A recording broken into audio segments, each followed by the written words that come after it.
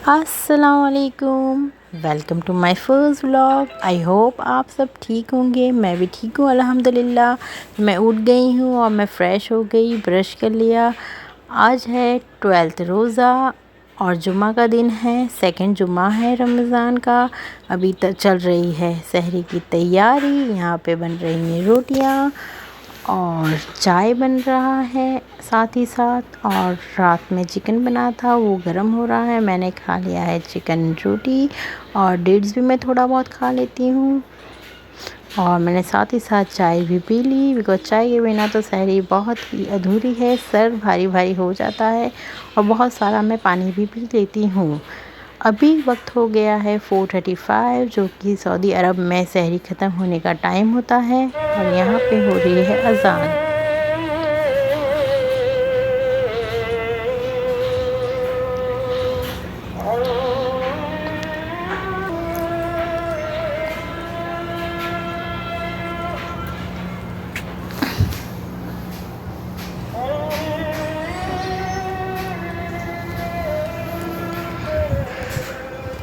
अज़ान का वक्त बहुत अच्छा लगता है। ये था हमारा गार्डन एरिया और ये है हॉल का डेकोरेशन। अब हो रही है फ़जर की तैयारी और अभी हम फ़जर की नमाज़ पढ़ेंगे और सो जाएंगे। और सुबह जल्दी भी उठना है क्योंकि जुम्मा का दिन है।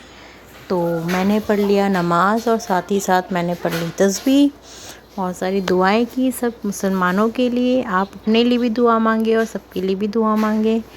और जुम्मा के दिन बहुत सारी सुन्नतें होती हैं जो हमें करना चाहिए। ये कुछ कुछ सुन्नतें हैं। हमें नहाना चाहिए, मिसवाक करना चाहिए, कपड़े पहनने चाहिए, टाइम पे नमाज़ जाना चाहिए, मस्जिद जाना चाहिए, अपने नाखून को काटने चाहिए और कुरान शरीफ पढ़ना चाहिए। और सूरह कहफ पढ़ना बिल्कुल भी ना भूलें। मैं सूरह जुमा भी पढ़ती हूँ।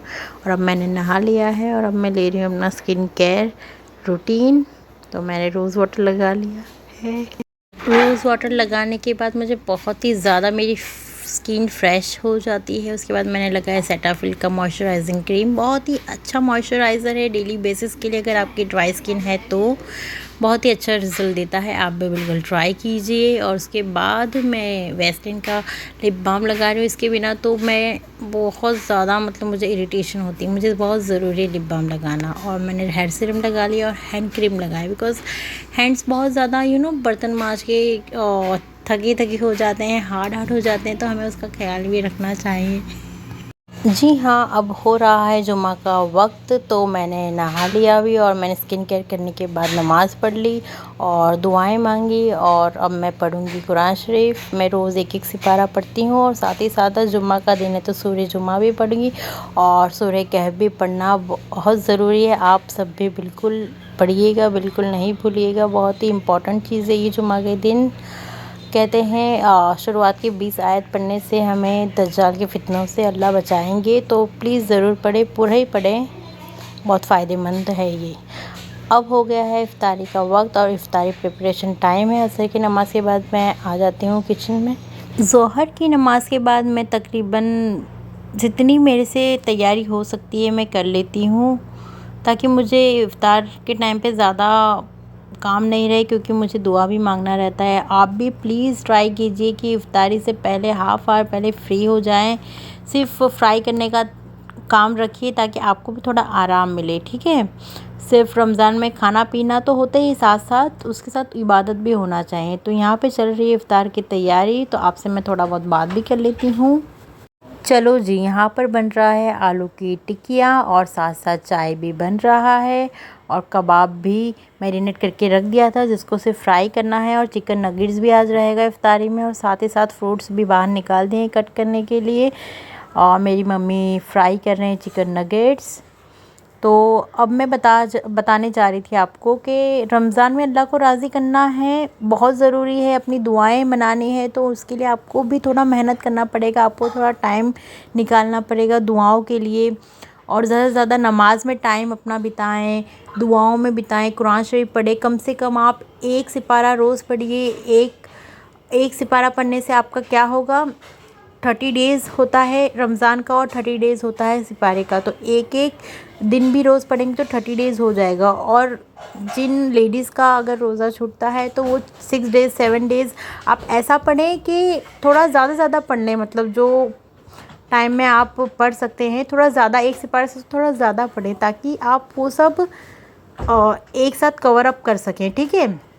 तो एक कुरान शरीफ पढ़ना और उसका ट्रांसलेशन भी सुनना बहुत ही ज़रूरी है। हमें पता होना चाहिए हम क्या पढ़ रहे हैं।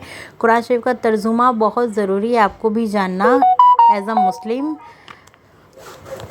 तो इफ्तारी की प्रिपरेशन करते साथ साथ आप जो भी कर रहे हैं, साथ में दुरूद कसरत से पढ़ते रहिए, दुरूद शरीफ। और जुम्मा के दिन तो दुरूद शरीफ पढ़ना बहुत ही ज़्यादा सवाब है।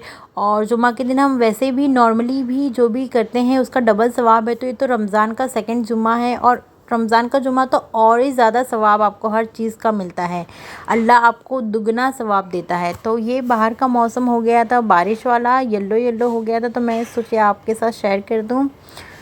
हाँ जी, तो दुआ मांगने का सही समय तो बहुत है। अल्लाह हमारी हर वक्त दुआ सुनता है। अल्लाह हमें हर हाल में देखता है, रोते भिनकते हर चीज़ में अल्लाह को मालूम है हमारी क्या तकलीफ़ है। हमारा काम है दुआ मांगना, तो हमें दुआ मांगने में कोई कंजूसी नहीं करनी चाहिए। और अल्लाह तो देंगे तो बहुत कुछ दे सकते हैं, उनके पास कोई चीज़ की कमी नहीं है। बस हमारा काम है दुआ मांगना। हम ये नहीं सोच सकते ये पॉसिबल नहीं, अल्लाह के लिए कुछ भी इम्पॉसिबल नहीं, अल्लाह के लिए सब कुछ पॉसिबल है।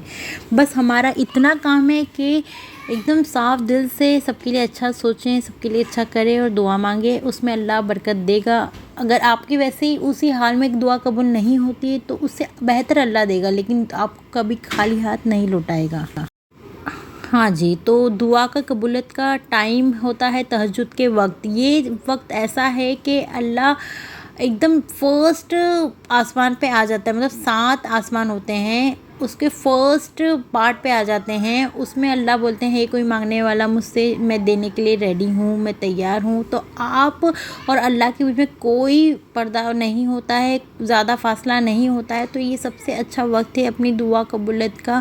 इसके कहा जाता है कि एरो होता है जो मतलब तीर निशाना नहीं छोड़ता है। तो तहज्जुद का वक्त अगर आपको कोई चीज़ की तलब है तो अल्लाह वो देंगे ही। आप तहज्जुद के वक्त उठिए और रमज़ान में भी कोशिश करिए 3 बजे उठे, सहरी से 1 घंटा पहले, ताकि आप तहज्जुद पढ़ सकें, कुरान शरीफ पढ़ सकें और अल्लाह से अपनी दुआ मनवा सकें।